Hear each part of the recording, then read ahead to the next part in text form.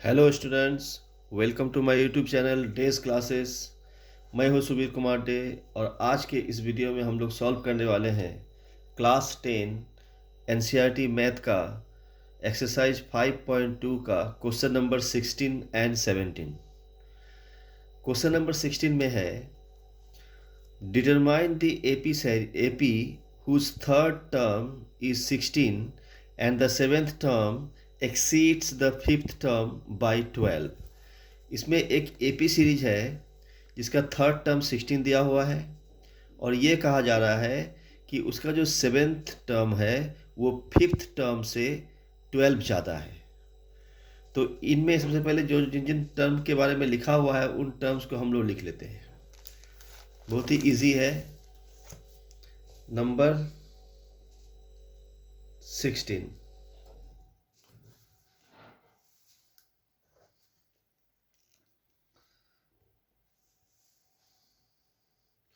तो A N equal to A N का formula A plus A minus N minus 1 × D. Clear है। अब A N third term की बात की गई है, तो ए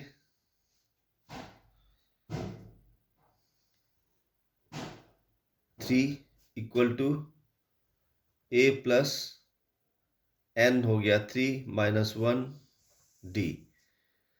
तो ए थ्री का 16 हो जाएगा, ए प्लस 2 डी। क्लियर है। थर्ड टर्म की बात की गई है तो ए3 equal to A plus 3 minus 1 d. Third term 16 दिया हुआ है, ए प्लस 2 डी हो जाएगा। ये इसको इक्वेशन 1 मान लेते हैं। उसके बाद सेवेंथ टर्म की बात की गई है तो सेवेंथ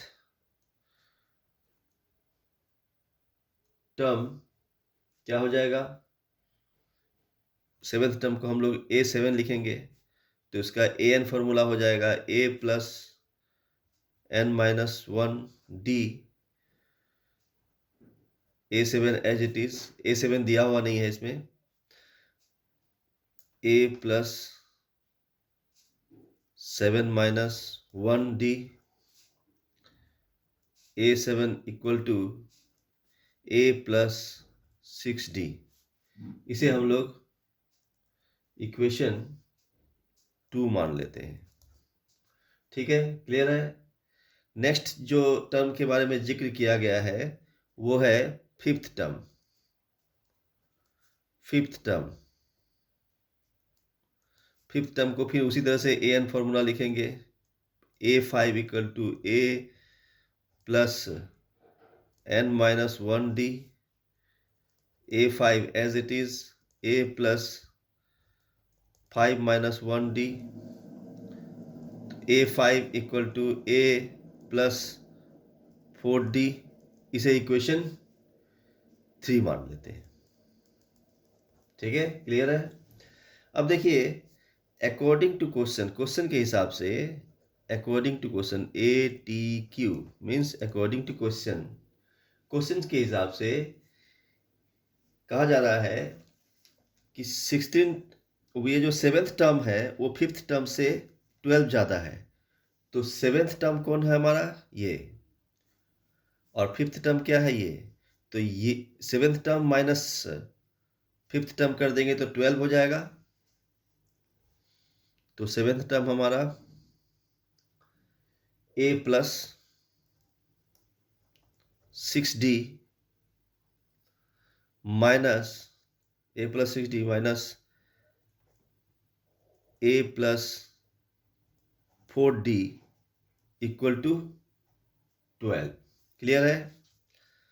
सॉल्व करते हैं। A plus 6 D minus bracket हटाने पर minus A minus 4 D equal to 12। ठीक है। अब ए माइनस ए ये दोनों कैंसिल हो जाएगा। 6 डी माइनस 4 डी क्या हो जाएगा, 2 D 6d minus 4d, 2d equal to 12। अब d इक्वल टू, इधर डिवीजन फॉर्म, इधर मल्टीप्लिकेशन फॉर्म में है, इस पर आ जाएगा तो डिवीजन फॉर्म में हो जाएगा। सॉल्व करने पर 6 आएगा, तो d हमारा क्या आया, 6। d हमारा 6 आ गया। अब इस d के वैल्यू को इक्वेशन 1 में पुट करते हैं हम लोग, इक्वेशन 1 में पुट करते हैं, डालते हैं उसको। तो उसको लिख लेते हैं हम लोग, put d equal to 6 in equation 1। तो क्या करेंगे, इक्वेशन 1 क्या है, इक्वेशन 1 हमारा क्या है, 16 equal to a plus 2d, 16 equal to a plus 2d। तो 16 का 16 हो जाएगा, a का हमारा a ही रहेगा, 2d, 2 इंटू डी का वैल्यू क्या है, 6 हो जाएगा। यहाँ पर फिर 16 a प्लस 2 6 जा 12, फिर 12 को अगर इस पार लाते हैं तो 16 माइनस 12 हो जाएगा, इक्वल टू a हो जाएगा। और उसी प्रकार इधर हो जाएगा 16 minus 12 equal to 4 equal to a, means a हमारा क्या हो जाएगा, 4। d हमने पहले ही निकाल लिया है 6, a भी हमने निकाल लिया 4।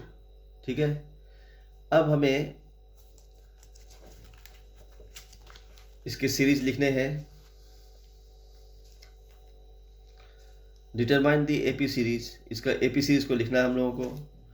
तो एपी सीरीज के लिए क्या करेंगे, एपी सीरीज के लिए a होता है, a2 होता है, a3 होता है, डॉट ऐसे होता है ना। अब a हमारा दिया हुआ है, निकाला है हमने 4, और a2 के लिए हम लोग क्या करेंगे, a प्लस डी करेंगे। a3 के लिए हम लोग क्या करेंगे, a2 प्लस डी करेंगे। ठीक है, a3 के लिए हम लोग क्या करेंगे, a4 के लिए हम लोग क्या करेंगे, a3 प्लस डी। इस तरह से चलता जाएगा अब सीरीज। तो a4, a क्या है, 4 है, और a plus D means 4 plus 6, a 4 plus 6 10, a2 हो गया। अब a2 में d डालना है, फिर वापस ऐड करना है 6 को ऐड कर दिया, 10 प्लस 6 16, फिर ये a3 बन गया। a3 में फिर वापस a4 के लिए d को ऐड करना है, फिर 6 को ऐड करना है, तो 22 हो जाएगा। इस तरह से ये चलता जाएगा। इसी सीरीज को हम लोग को लिखना था, यही हमारा आंसर हो जाएगा। क्लियर है। नेक्स्ट नंबर 17 में क्या है, कहा जा रहा है find the 20th term from the last term of the AP 3 8 13 dot dot dot 253। एक AP सीरीज दी हुई है, इसमें कहा जा रहा है कि लास्ट से मीन्स रिवर्सिंग में 53 से स्टार्ट करना होगा और रिवर्स में जाना होगा हम लोगों को, और लास्ट से काउंट करते हुए 20th टर्म का जो 20th टर्म है उसको लिखना है। तो इसके लिए क्या करेंगे, जो सीरीज दी हुई है उसको पहले लिख लेते हैं हम लोग। क्वेश्चन नंबर 17, दिया हुआ है series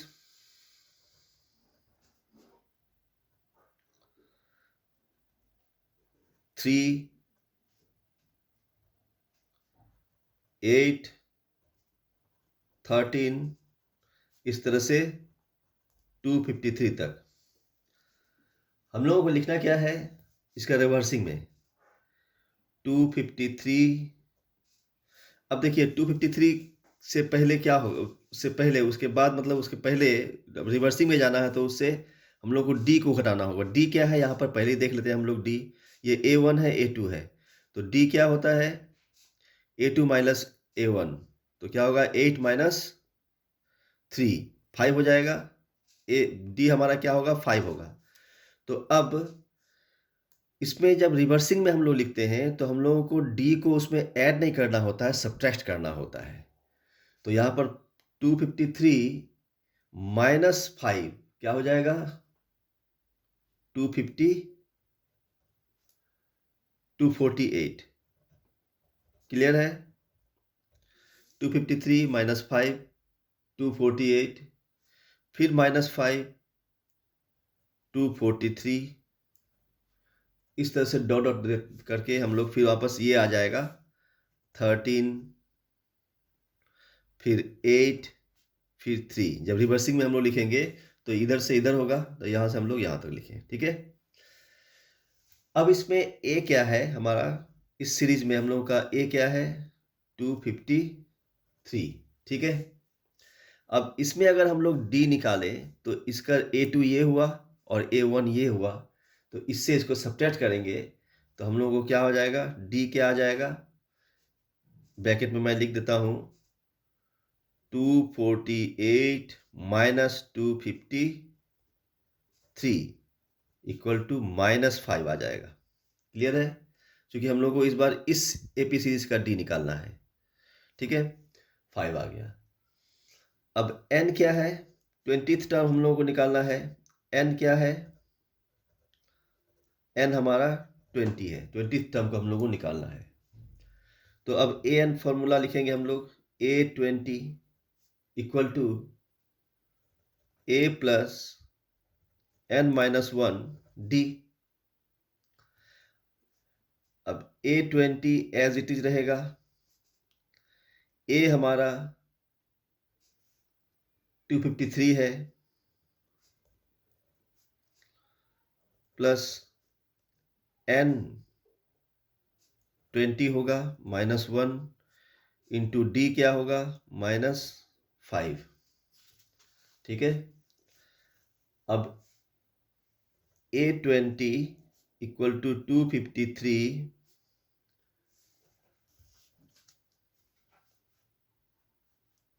plus 20 minus 1 19 into minus 5। ठीक है,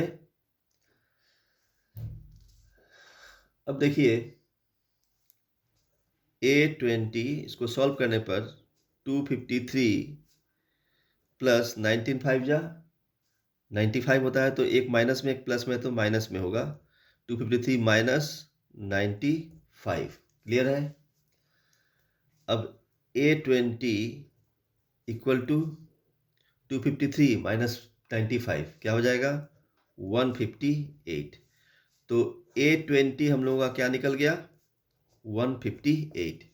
यही हमें निकालना था, तो इस क्वेश्चन का आंसर यही है। इस वीडियो में इतना ही, नेक्स्ट नंबर के साथ में मिलते हैं नेक्स्ट वीडियो में। तब तक के लिए बाय बाय।